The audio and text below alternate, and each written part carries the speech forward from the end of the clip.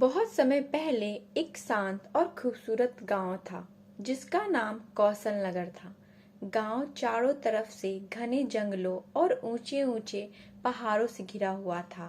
गांव के पास ही एक रहस्यमय झरना था जिसे लोग विचित्र झरना कहते थे। यह झरना किसी साधारण झरने जैसा नहीं था। कहते थे कि झरने का पानी दिन के समय चांदी सा चमकता और रात में सोने जैसा। झरने के पास जाने की हिम्मत कोई नहीं करता क्योंकि लोग मानते थे कि वहाँ जादुई शक्तियाँ का वास है। गांव के बुजुर्गों कहते थे कि झरने के नीचे एक गुफा है और उस गुफा के में एक जादुई कमल का फूल खिलता है। जो कोई भी उस कमल को तोड़ ले उसकी हर मनोकामना पूरी हो जाती है। लेकिन वह जगह इतनी खतरनाक थी कि किसी ने वहां जाकर उस कमल को देखने की हिम्मत नहीं की। कौशल नगर में एक लड़का रहता था जिसका नाम ढोलू था। वह बहुत बहादुर और जिज्ञासु स्वभाव का था। ढोलू को बचपन से ही जादुई कहानी सुनने का बहुत शौक था। उसने अपने दादाजी से कई बार विचित्र झरना की कहानी सुनी और हमेशा सोचता था कि क्या सच में वह जादुई कमल है। एक दिन ढोलू ने ठान लिया कि वह उस झरने के रहस्य को सुलझाएगा। उसने अपने दोस्तों को इस बारे में बताया लेकिन सबने उसे मना कर दिया। किसी ने कहा कि वह झरना खतरनाक है तो किसी ने कहा कि झरने के पास बुरी आत्माएं रहती हैं। लेकिन ढोलू के हौसले को यह डरावनी बातें डगमगा नहीं सकी। ढोलू ने अपनी यात्रा के लिए तैयारी की। उसने अपनी पोटली में कुछ खाने पीने का सामान और एक लालटेन और एक रस्सी रखी।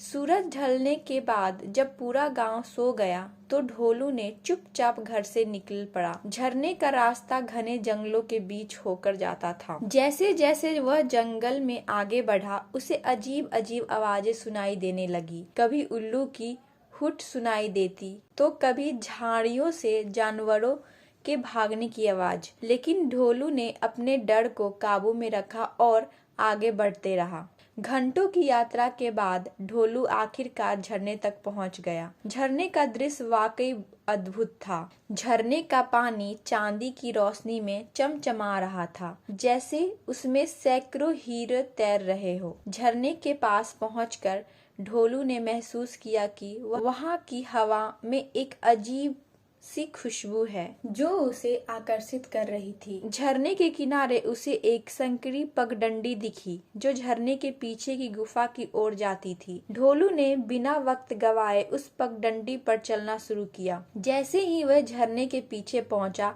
उसे देखा कि वह एक बड़ी गुफा का मुंह है। गुफा के अंदर से हल्की हल्की रोशनी आ रही थी। ढोलू ने अपनी लालटेन जलाकर गुफा के अंदर कदम रखा। गुफा के अंदर का नजारा बेहद अजीब और सुंदर था। दीवारों पर रंग बिरंगे पत्थरे जड़े हुए थे जो किसी प्रकाश के संपर्क में आके चमक रहे थे। गुफा के बीचों बीच एक छोटी सी झील थी जिसमें पानी इतना साफ था कि उसकी गहराई में सब कुछ देखा जा सकता था।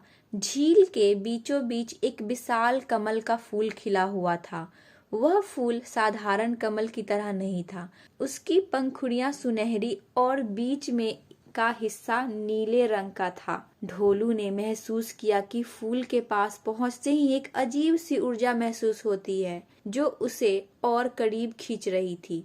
ढोलू ने झील के किनारे खड़े होकर फूल तक पहुंचने का रास्ता ढूंढा। उसने अपनी रस्सी का सहारा लिया और बड़ी सावधानी से झील में उतर गया। जैसे ही उसने फूल को हाथ लगाया एक तेज रोशनी फैली और गुफा के अंदर ही हर चीज चमकने लगी। तभी उसने एक गूंजी हुई आवाज सुनाई दी, हे बालक, जो कोई भी इस फूल को तोड़ने आता है उसे अपनी सबसे बड़ी परीक्षा का सामना करना पड़ता है। अगर तुम सच्चे दिल से इसे पाने के योग्य हो तो तुम विजय होगे। ढोलू ने विनम्रतापूर्ण कहा, मुझे इस फूल की आवश्यकता केवल इसलिए है क्योंकि मैं जानता हूँ कि यह रहस्यमय क्या है। मेरा दिल साफ है और मेरी कोई इच्छा नहीं है। फूल ने ढोलू की सच्चाई को पहचाना। फूल ने अपनी पंखुड़ियां हिलाई और अचानक झील के पानी में हलचल होने लगी। झील के चारों ओर से पानी उठने लगी और उसने एक गोलाकार आकृति बना ली। उस आकृति में ढोलू को अपनी पूरी यात्रा के दृश्य देखने लगे, उसकी बहादुरी और उसका धैर्य और उसकी सच्चाई। फूल ने कहा, तुम अपनी सच्चाई और बहादुरी से ये साबित कर दिया कि तुम इस फूल के योग्य हो। यह फूल अब तुम्हारा हुआ, लेकिन याद रखना, इसकी शक्ति का उपयोग केवल अच्छे कार्य के लिए करना। ढोलू ने फूल को लेकर गांव लौटने का निश्चय किया। जब वो गांव पहुंचा तो सब लोग उसकी बहादुरी को देखकर हैरान थे। उसने पूरे गांव को जादुई फूल की कहानी सुनाई। फूल की शक्ति से गांव के सभी दुख और कष्ट दूर हो गए। खेत में अधिक फसल होने लगी, पानी की कमी दूर हो गई और गांव में खुशहाली छा गई। ढोलू ने जादुई फूल को गांव के मंदिर में स्थापित कर दिया ताकि उसका उपयोग केवल जरूरत के समय और अच्छे कार्यों के लिए किया जा सके। इस तरह ढोलू की बहादुरी और सच्चाई ने न केवल उसे बल्कि पूरे गांव को एक नई जीवन दिया। विचित्र झरना और जादुई कमल की कहानी पीढ़ी दर पीढ़ी सुनाई जाने लगी। ढोलू की बहादुरी की मिसाल बन गई।